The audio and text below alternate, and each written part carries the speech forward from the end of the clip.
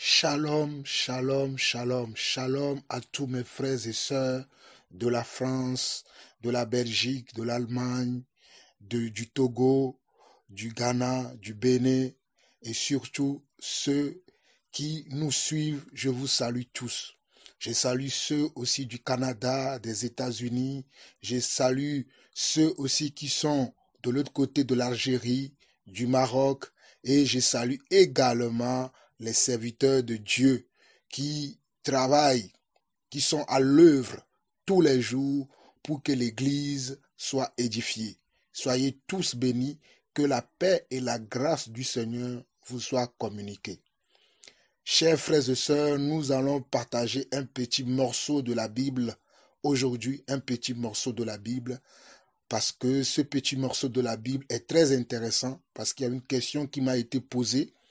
Et au lieu de répondre à cette question, à la personne qui m'a posé la question, je me suis dit, cette question va intéresser tous les disciples, tous les croyants, tous les chrétiens du monde entier, parce que nous vivons presque les temps de la fin et on ne se rend pas compte que nous sommes endormis. Beaucoup d'entre nous, nous sommes endormis au lieu que nous devons être réveillés. Donc, pour répondre à cette question, voilà pourquoi je voulais partager cette petite exhortation afin que tout le monde soit éclairé.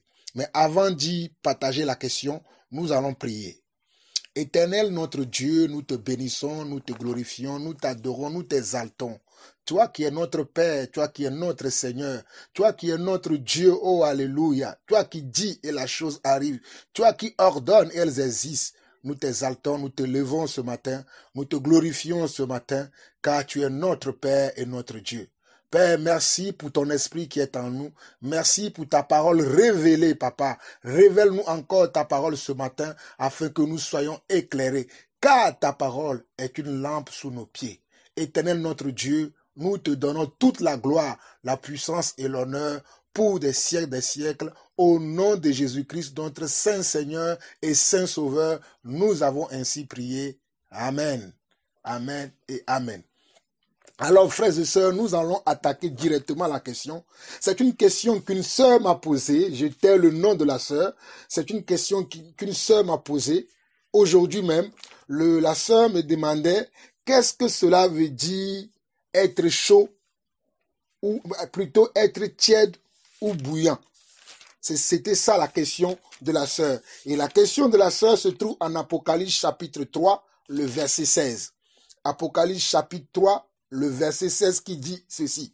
Ainsi, parce que tu es tiède et que tu n'es ni froid ni bouillant, je te vomirai de ma bouche. C'est ce petit passage-là que je veux essayer de nous interpréter.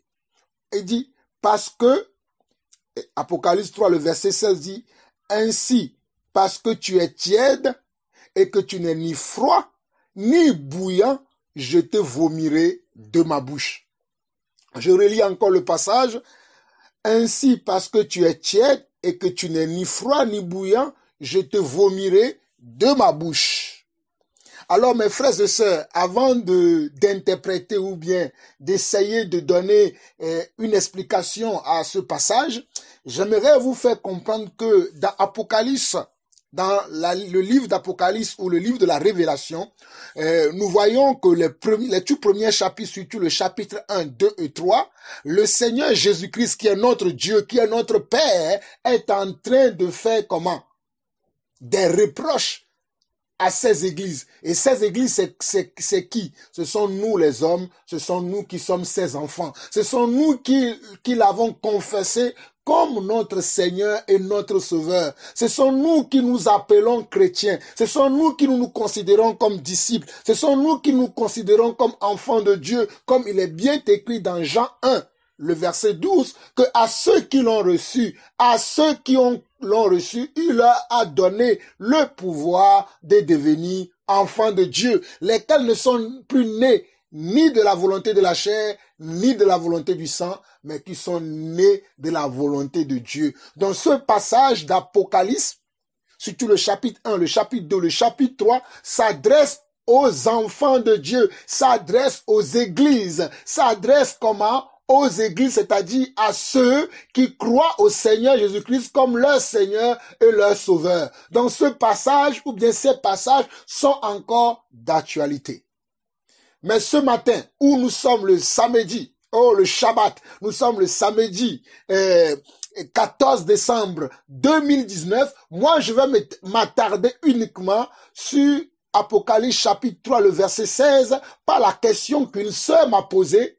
Qu'est-ce que cela veut dire être tiède ou être froid ou bouillant? C'est ça la question que la sœur m'a posée. La sœur m'a demandé qu'est-ce que cela veut dire être tiède ou froid ou bouillant. Donc, le passage d'Apocalypse 3, le verset 16, où se trouve ce mot, ou bien cette phrase, je vais dire ces mots-là, c'est-à-dire le mot tiède, le mot bouillant ou le mot froid, on nous dit que ainsi, dans Apocalypse 3, verset 16, on nous dit ainsi parce que tu es tiède et que tu n'es ni froid ni bouillant, je te vomirai de ma bouche. Ainsi, parce que tu es tiède et que tu n'es ni froid ni bouillant, je te vomirai de ma bouche. Oh, j'aime la parole de Dieu. J'aime quand Dieu parle. Mes frères et sœurs, aujourd'hui, beaucoup d'entre nous, beaucoup des enfants de Dieu sont tièdes. Je dis beaucoup des enfants de Dieu ont de la tiédeur dans leur vie, ont de la tiédeur dans leur corps, ont de la tiédeur dans leur communion avec Dieu, ont de la tiédeur dans leur façon de manifester leur foi. Mes frères et sœurs, Dieu va rejeter tous ceux qui sont tièdes. Dieu va rejeter, ce n'est pas moi, Jean-Paul Lawson, votre frère, votre serviteur, l'apôtre Jean-Paul Lawson, qui l'a inventé, mais ces choses sont là depuis des siècles et des siècles, car la Bible était avant moi. Ce n'est pas moi, Jean-Paul Lawson, qui a écrit la Bible était bel et bien avant ma naissance. Et si Jésus-Christ ne revient pas, elle restera et je pâtirai encore. Et moi, je pâtirai. Mais avant de continuer à rentrer en profondeur dans ce passage, lisons quelque chose dans Apocalypse chapitre 20, dans Matthieu chapitre 24. C'est le deuxième passage que je vais prendre et puis je vais interpréter cette parole qui m'ont fait chaud au cœur ce matin. Oh, alléluia, que Dieu soit béni. Matthieu chapitre 24, nous allons lire le verset 35. Matthieu chapitre 24, le verset 35 dit ceci. Les ciels et la terre passeront, mais mes paroles ne passeront point. Le ciel et la terre passeront, mais mes paroles ne passeront point. Le ciel et la terre passeront, mais mes paroles ne passeront point. Tel le ciel passeront, mes paroles passent pas. Terre et ciel passeront, mes paroles passent pas. Ah non, non, non, non, ne passeront pas. Non, non, non, non, non, ne passeront pas. Mes frères et sœurs, vous savez très bien que moi j'aime beaucoup chanter des cantiques, même si je n'ai pas une belle voix. Vous m'excuserez pour ma voix, mais bon, ce n'est pas la louange, l'adoration qui m'importe ce matin, c'est de nous exhorter. Car nous avons vu dans Matthieu chapitre 24, le verset 35, que la terre et le ciel passeront. La terre et le ciel passeront. Mais les paroles de Dieu ne passeront pas. C'est-à-dire, quand on nous dit que les paroles de Dieu ne passeront pas, ça veut dire que la volonté de Dieu ne passeront pas. Parce que la parole de Dieu ne renferme que sa volonté. Les paroles de Dieu sont que la volonté de Dieu. C'est ce que beaucoup d'entre nous oublient. Ils pensent que la parole de Dieu, c'est comme un journal que nous lisons. Non, la parole de Dieu n'est pas un journal. La parole de Dieu est la volonté parfaite, infaillible, inégalable, irrésistible de Dieu. Voilà la parole de Dieu. La parole de Dieu est quelque chose que nous devons faire très attention. Nous devons appliquer à notre vie. Car c'est comment? C'est une lampe sous nos pieds, dira le psaume 119. La parole de Dieu est très importante dans la vie de Dieu, dans la vie d'un enfant de Dieu. Voilà pourquoi, lorsque nous lisons Apocalypse chapitre 3, le verset 16, Apocalypse chapitre 3, le verset 16, qui dit ainsi, parce que tu es tiède et que tu n'es ni froid ni bouillant, je te vomirai de ma bouche. Ainsi, parce que tu es tiède et que tu n'es ni froid ni bouillant, je te vomirai de ma bouche. Mes frères et sœurs, je reçois souvent beaucoup de questions, mais lorsque j'ai reçu cette question-là, cela m'a fait chaud au cœur parce que cela m'a rappelé comment les disciples se comportaient dans la parole de Dieu, comment les croyants, les premiers chrétiens marchaient avec Jésus-Christ, comment les enfants de Dieu véritables marchaient dans la vérité sans hypocrisie. Et cela m'a rappelé les expériences personnelles que j'ai eues dans le corps du Christ. Cela m'a rappelé moi-même mon hypocrisie lorsque j'étais encore hypocrite dans l'église. Cela m'a rappelé comment j'étais dans l'euphorie totale, dans une compromission totale. Mais quand j'écoute cette parole, je me rends compte que nous devons nous réveiller, nous enfants de Dieu. Nous devons nous réveiller, nous serviteurs de Dieu. Nous devons nous réveiller, nous servants de Dieu. Parce que dans la maison de Dieu, il y a beaucoup de serviteurs et de servantes. Dans la maison de Dieu, il y a beaucoup de rois et de reines. Et nous devons nous réveiller, nous qui sommes les rois. Nous devons nous réveiller, nous qui sommes les reines. Parce que nous sommes là pour un combat. Et un combat se fait comment? Dans la chaleur et comment? Oui, quand on veut faire un combat, il faut être dans la chaleur, il faut être chaud. Il faut être bouillant pour faire un combat. Les tièdes ne résisteront pas dans un combat. Ils mourront. Alors, mes frères et sœurs, qu'est-ce que cela veut dire, la tièdeur? La tièdeur, c'est quelqu'un qui ne dit ni oui, ni non. Il accepte tout. Il croit tout. Tout ce qu'on lui dit oui et amen.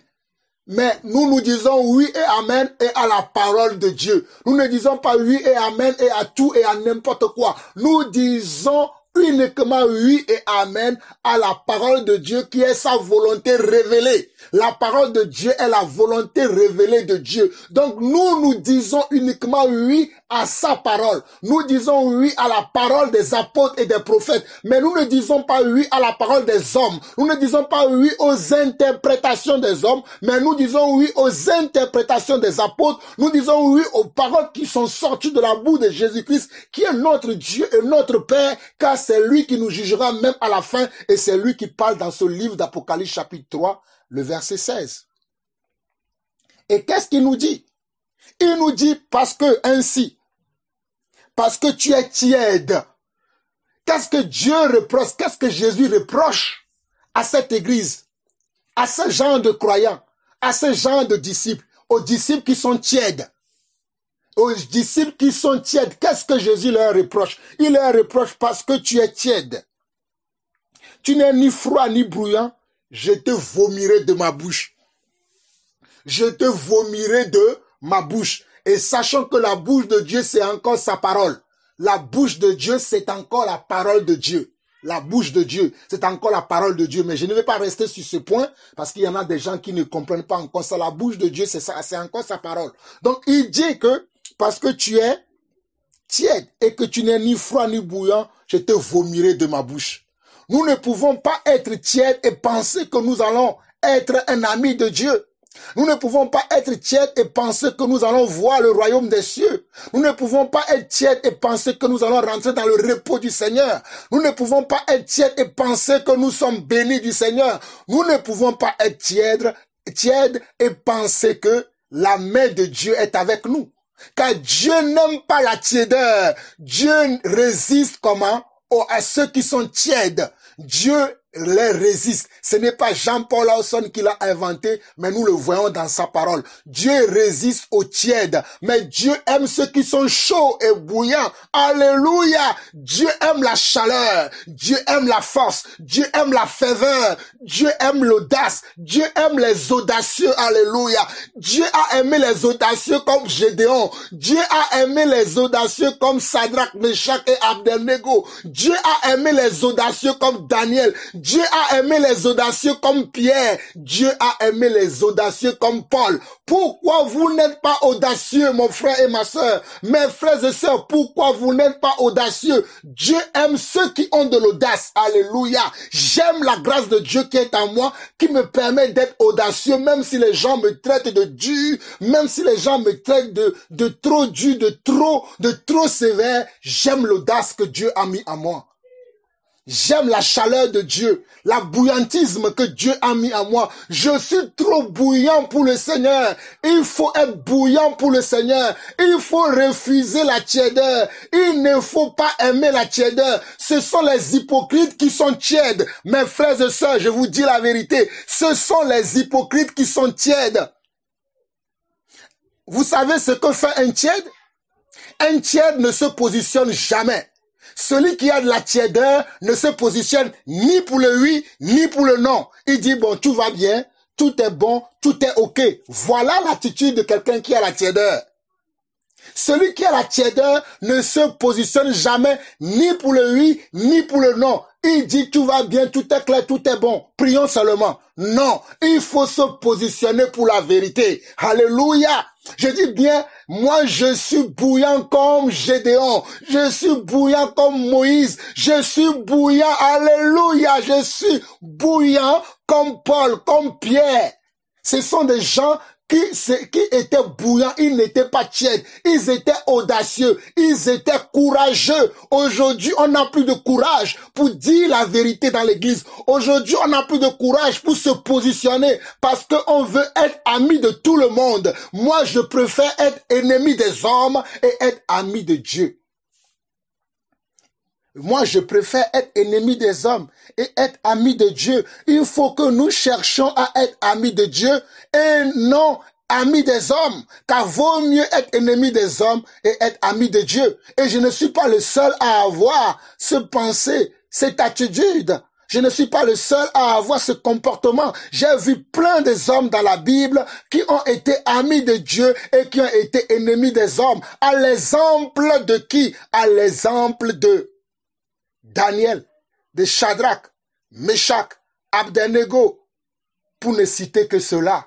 Ce sont des amis de Dieu. Et qu'est-ce qui a fait qu'ils étaient amis de Dieu? Parce qu'ils étaient des courageux, ils étaient des audacieux, ils étaient des courageux, ils étaient des audacieux. Ils avaient de l'audace. Ils se positionnaient pour la volonté de Dieu. Ils se positionnaient pour la parole de Dieu. Ils se positionnaient pour ce qu'ils savaient. Aujourd'hui, les gens ne se positionnent plus pour ce qu'ils savent qui est de la vérité. Les gens ne se positionnent plus pour la parole de Dieu, mais ils se positionnent pour les affinités de la chair. Les affinités ethniques, les affinités des horizons. Moi je viens du ciel. Mon royaume n'est pas de ce monde. Je ne cherche pas à être ami des hommes parce que nous venons du même pays, parce que nous parlons le même patois, parce que nous sommes tous des noirs, parce que nous sommes tous des blancs, parce que nous sommes tous des comptables, parce que nous sommes tous des pasteurs. Non, je me positionne pour la vérité.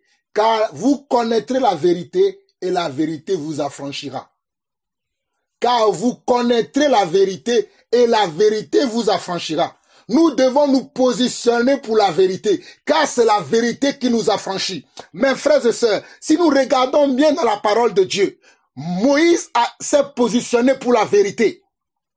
Bien sûr que lorsque Moïse s'est positionné pour la vérité, il a fait dans le mauvais sens. C'est lorsqu'il avait tué l'Égyptien. Il a fallu qu'il fasse quoi? Il a fallu qu'il se cache, qu'il quitte l'Égypte. Mais plus tard, c'est lui que Dieu va utiliser parce que Dieu aime ceux qui sont chauds. Qu'est-ce que Moïse a fait? Moïse a vu deux enfants égyptiens qui se battaient, qui étaient des enfants de Dieu. Il leur reprochait tous les deux. Pourquoi vous vous battez, vous? Alors que vous êtes des frères. Et il va prendre la défense de celui qui est faible et malheureusement, il va tuer quelqu'un. Et cela va lui valoir comment? La fuite. Mais c'est lui que Dieu va utiliser plus tard. Prenons le cas de Pierre. Pierre qui a été un apôtre de Jésus-Christ. Souvenez-vous que lorsque on est venu pour arrêter Jésus-Christ, qu'est-ce que Pierre a fait? Pierre a coupé l'oreille de la personne qui est de l'un des soldats qui sont venus pour arrêter le Seigneur Jésus-Christ. Pierre a coupé quoi? Un des oreilles des soldats qui sont venus pour arrêter le Seigneur Jésus-Christ. Et le Seigneur a remis après l'oreille à la place où Pierre l'avait coupé et a dit à Pierre que ce n'est pas ainsi qu'on doit agir. Mais Dieu aimait un caractère chez Pierre, Dieu aimait quelque chose chez Pierre, c'est quoi? C'était son audace, c'était son courage. Voilà ce que révèle l'attitude, le caractère de Pierre. Pierre est un audacieux, il était un courageux. Je prends encore un autre cas, je prends le cas de Paul. Paul est quelqu'un qui se positionnait, qui était audacieux. Il avait le zèle, oh alléluia, il avait un grand zèle pour le service de Dieu.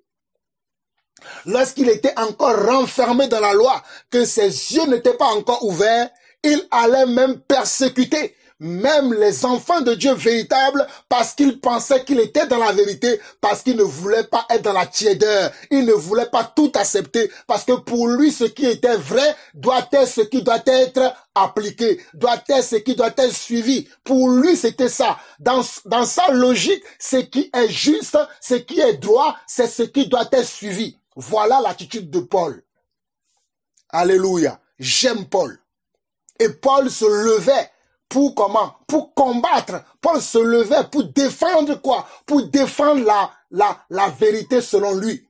Et plus tard, vous allez voir que lorsqu'il va être éclairé, lorsque le Seigneur Jésus va lui apparaître sur le chemin de Damas, parce que Paul était comment? Paul était audacieux, alléluia, sur le chemin de Damas, lorsqu'il va rencontrer le Seigneur Jésus-Christ, le Seigneur Yeshua HaMashiach, le roi des rois, l'éternel des armées, le Dieu de victoire, le Dieu de toute puissance, le Dieu de toute force, Paul va changer encore. Et Paul va rester toujours dans son audace. Paul va rester toujours dans son courage. Paul va se positionner toujours pour la vérité et défendre la vérité. Voilà pourquoi il va être plusieurs fois arrêté. Il va être plusieurs fois menacé. Et surtout, il va être plusieurs fois lapidé. Paul a été lapidé plusieurs fois, je vous dis. Paul a été lapidé plusieurs fois par les brigands, pas les frères même dans le Seigneur, pas même les chrétiens. Mais Paul n'a jamais abandonné de suivre le Seigneur. Paul était toujours audacieux. Paul était toujours dans la chaleur. Paul était toujours bouillant pour le Seigneur. Il ne s'est jamais resté dans la tiédeur. Dieu va vomir ceux qui sont tièdes. Dieu nous parle par ce passage. Dieu va vomir ceux qui sont tièdes. Et comme je vous le disais, le tiède, c'est celui qui ne dit ni oui, ni non.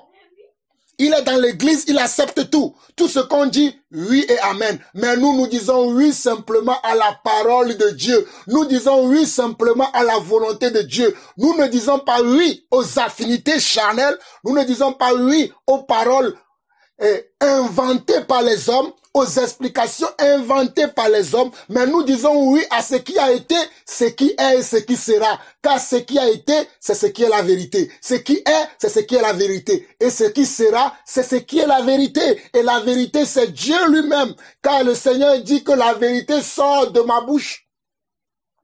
Le Seigneur Jésus-Christ a dit que la vérité sort de sa bouche et aucune de ses paroles ne sera révoquée. Ça, vous allez le lire dans Deutéronome 32. Je peux vous le lire à la fin de cette exhortation. C'est pour vous dire que la vérité sort de la bouche de Dieu. Et la bouche de Dieu, c'est sa parole. Et Dieu dit maintenant par sa parole qu'il va vomir les tièdes. Vous savez ce que les tièdes font à l'église?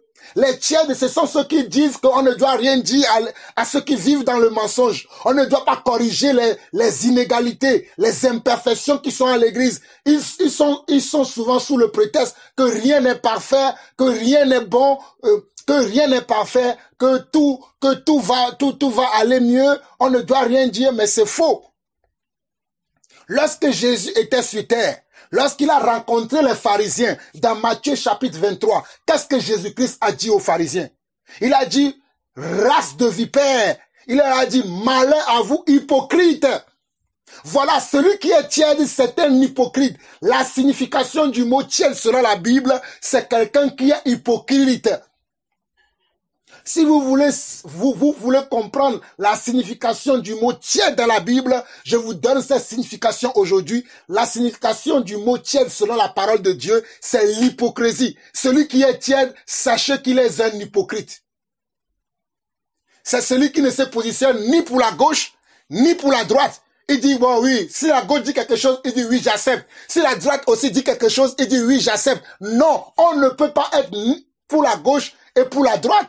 C'est faux. On doit se positionner pour la vérité. On doit aimer la vérité. Car ceux qui nous ont précédés, ils ont aimé la vérité. Ils sont même morts pour la vérité.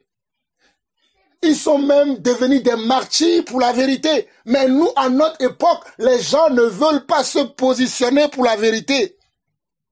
Ils acceptent tout, ils croient tout, mais non.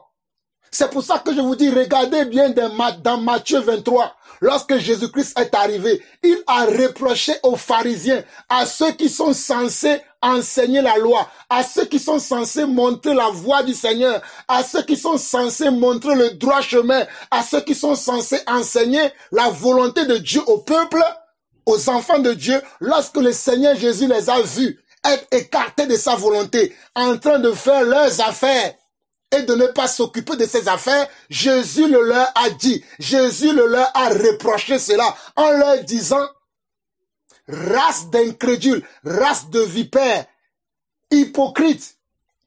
Jésus le leur a dit, vous êtes des hypocrites. Vous nettoyez comment? Le dehors du plat et le dedans est toujours comment? On va prendre quelques passages de Matthieu 23.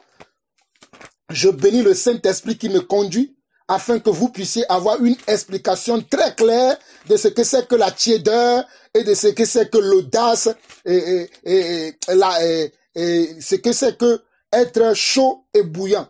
Donc Matthieu 23, regardez ce que Jésus-Christ dit aux pharisiens, aux docteurs de la loi. Dans Matthieu 23, je vous lis le verset 13. Il dit, malheur à vous, scribes et pharisiens, hypocrites, parce que vous fermez aux hommes le royaume des cieux. Vous n'y entrez pas vous-même et vous n'y laissez pas ceux qui veulent entrer. Malheur à vous, scribes et pharisiens hypocrites, parce que vous dévorez les maisons des veuves et que vous faites pour l'apparence de longues prières. À cause de cela, vous serez jugés plus sévèrement.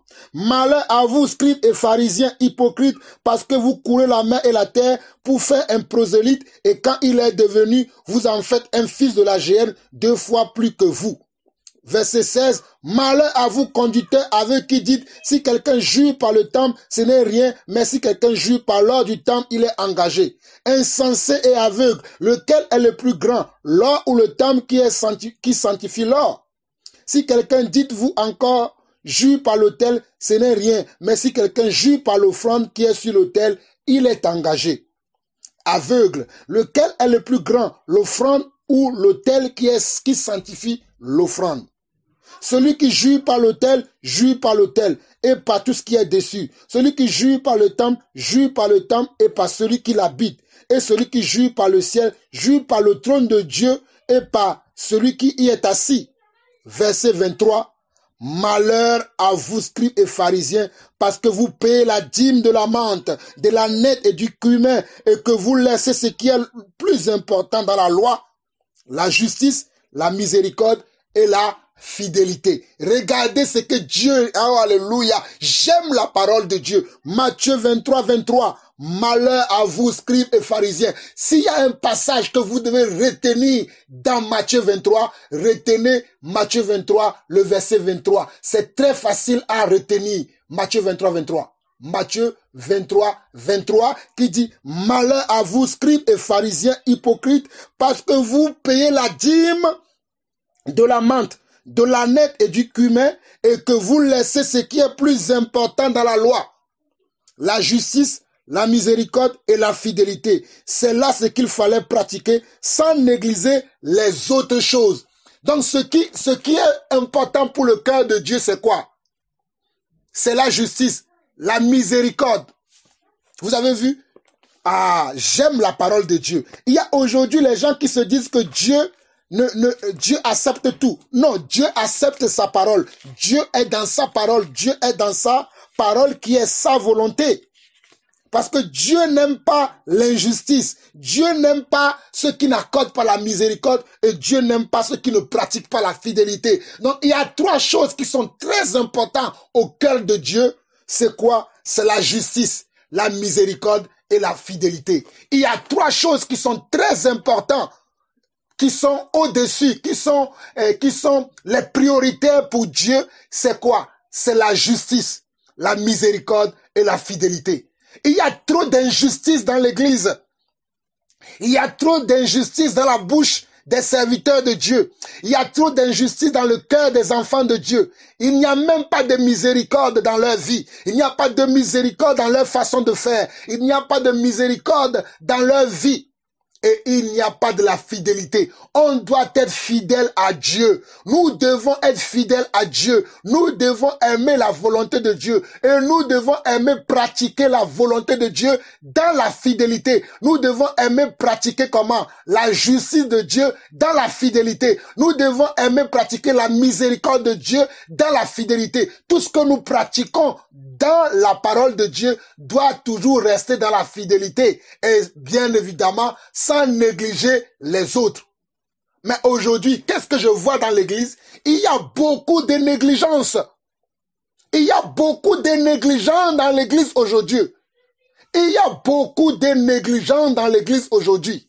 Je dis bien, il y a beaucoup de négligence. Les gens sont négligents les uns envers les autres.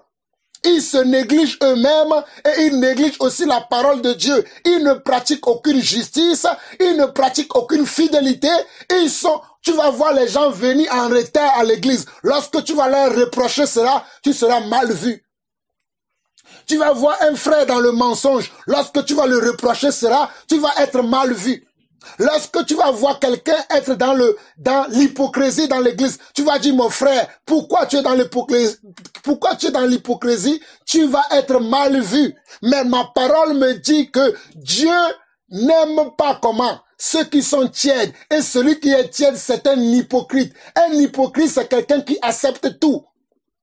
C'est quelqu'un qui ne donne pas sa position. Ou bien c'est quelqu'un qui a une position, mais qui le cache, mais qui accepte la position de l'autre.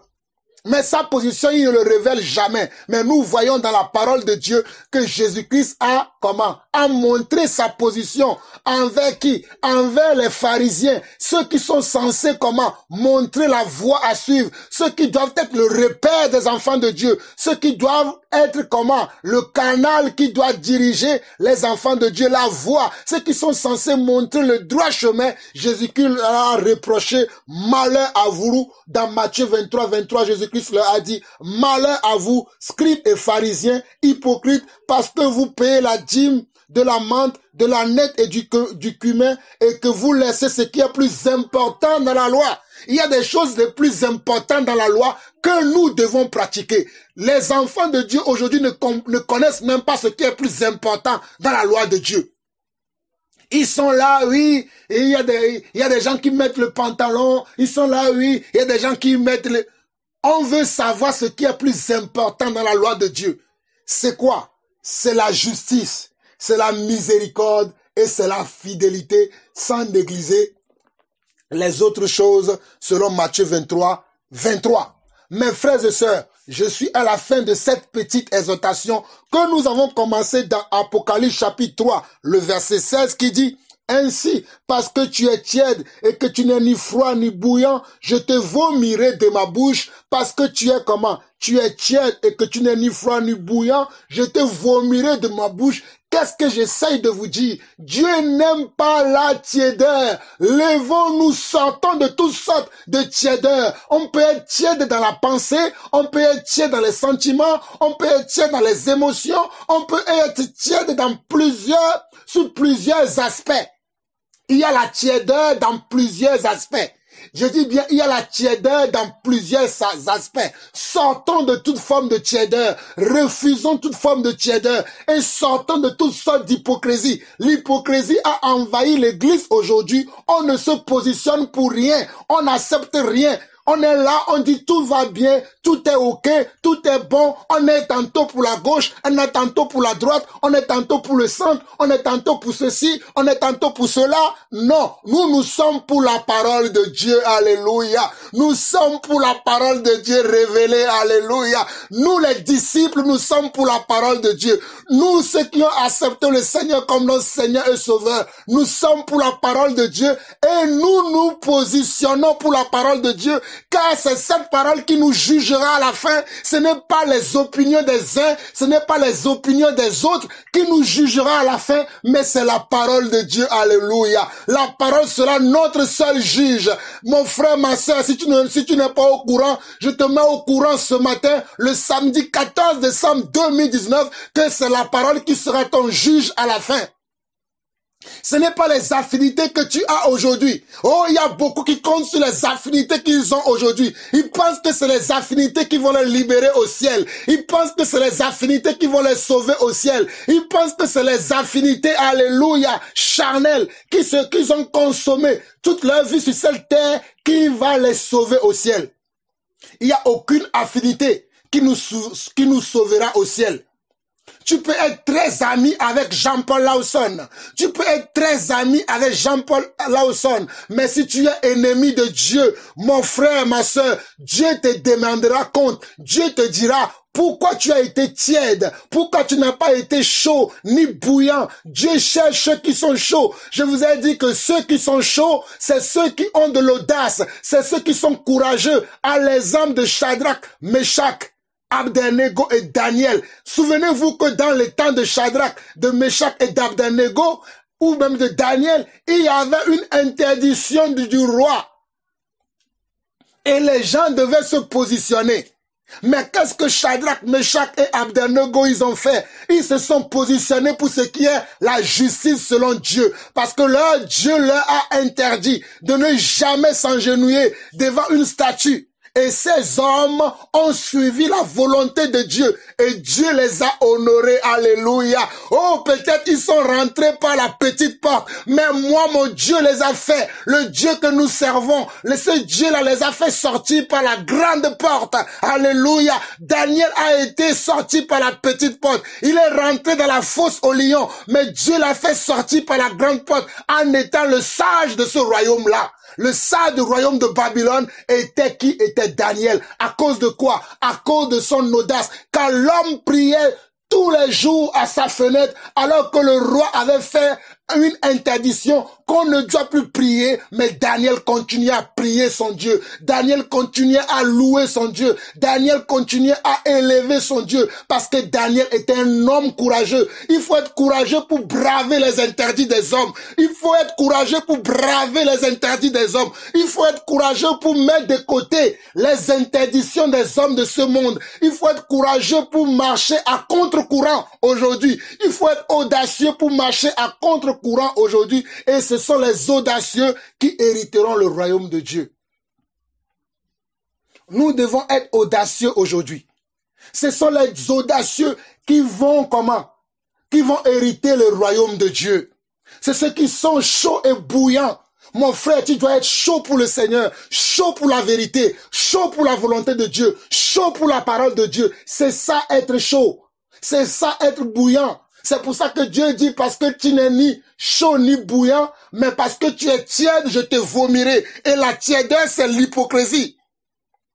Mon frère, ma soeur, où que tu sois, je t'invite et je t'exhorte ce matin, le samedi 14 décembre 2019, à sortir de toute tièdeur, à sortir de toute tièdeur, de toute lourdeur dans lequel le diable t'a enfermé. Oui, tu pries avec l'église, oui, tu es dans une communauté de frères, oui, tu es dans une église, mais tu es dans la tièdeur. Tu ne te positionnes pas pour la vérité. Tu ne marches pas dans la vérité. Tu ne parles pas de la vérité. Tu n'agis pas dans la vérité. Tu préfères les affinités des uns ou bien tu préfères les complots des autres. Tu n'as pas ta manière de marcher. Tu ne t'es pas fixé une ligne droite dans laquelle tu dois marcher où tu ne regardes ni à gauche ni à droite, mais tu ne regardes que le Seigneur, mais tu regardes les affinités des uns et des autres. Le Seigneur te vomira. Le Seigneur te vomira. Je vous ai promis un dernier passage que je vais vous lire très rapidement et nous finissons cette petite exhortation. Nous allons dans Deutéronome 32, et je finis l'exhortation. Mon frère, ma soeur, refuse la tiédeur. Mon frère, ma soeur, refuse la tiédeur. Refuse la tiédeur. Refuse la tiédeur. Mon frère, ma soeur, refuse la tiédeur.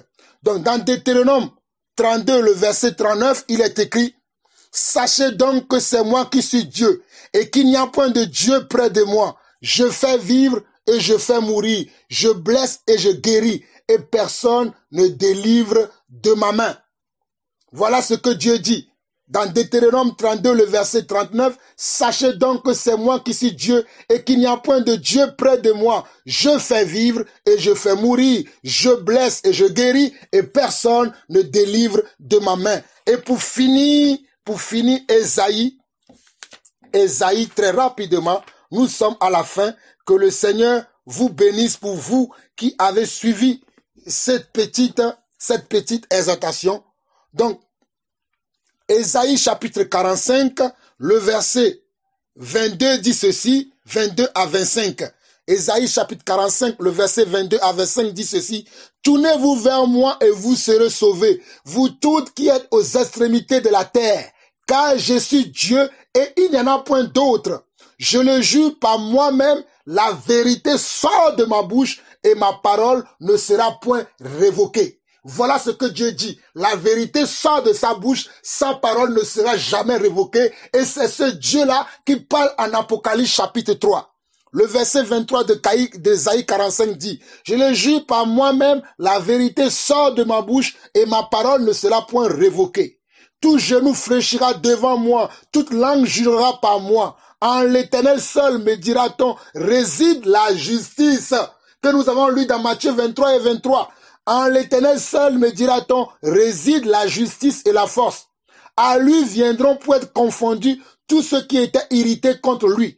Par l'Éternel seront justifiés et glorifiés tous les descendants d'Israël. Alléluia, amen.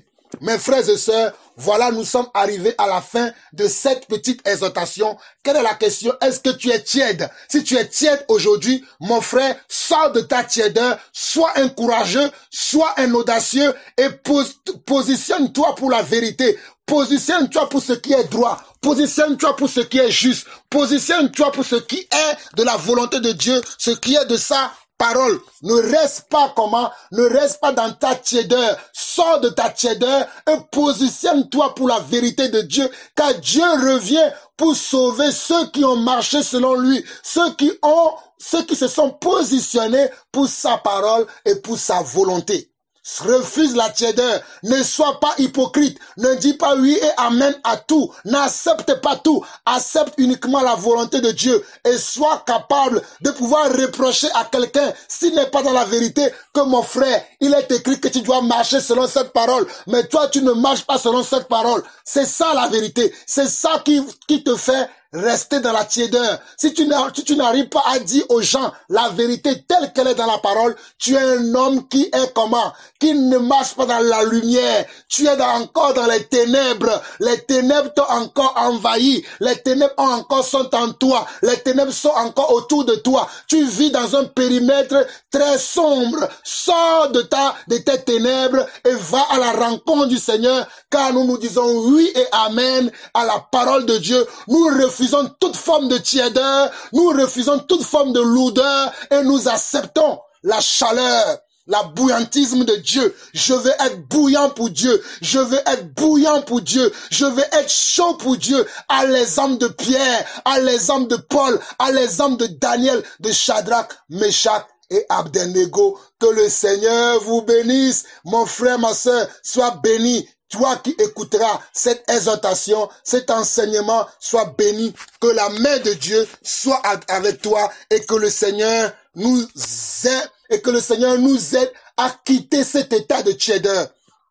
Éternel notre Dieu, nous avons entendu ta parole, nous avons entendu ta parole qui fait chaud au cœur, qui nous booste, papa, Père, nous sommes dans la tiédeur et nous te demandons ce matin au nom de Jésus-Christ de nous enlever de toute forme de tiédeur, de nous enlever de toute forme de compromission, de nous enlever de toute forme d'hypocrisie et de nous laisser dans ta voie, dans la ligne droite que tu as tracée pour nous, la voie de la vérité, la voie qui mène vers toi, car tu ne vomiras pas ceux qui marchent selon ta volonté, tu ne vomiras pas ceux qui aiment ta volonté et nous voulons aimer ta volonté. Au nom de Jésus-Christ, pardonne encore nos erreurs, pardonne encore nos lacunes, pardonne encore, Seigneur Dieu, Papa, nos essais de table, pardonne encore, Seigneur Dieu, nos essais d'hypocrisie et aide-nous à te ressembler comme toi-même tu es, ô Père. Nous te bénissons au nom de Jésus-Christ. Nous avons ainsi prié et tout le monde dit Amen, Amen et Amen. Shalom, shalom et shalom.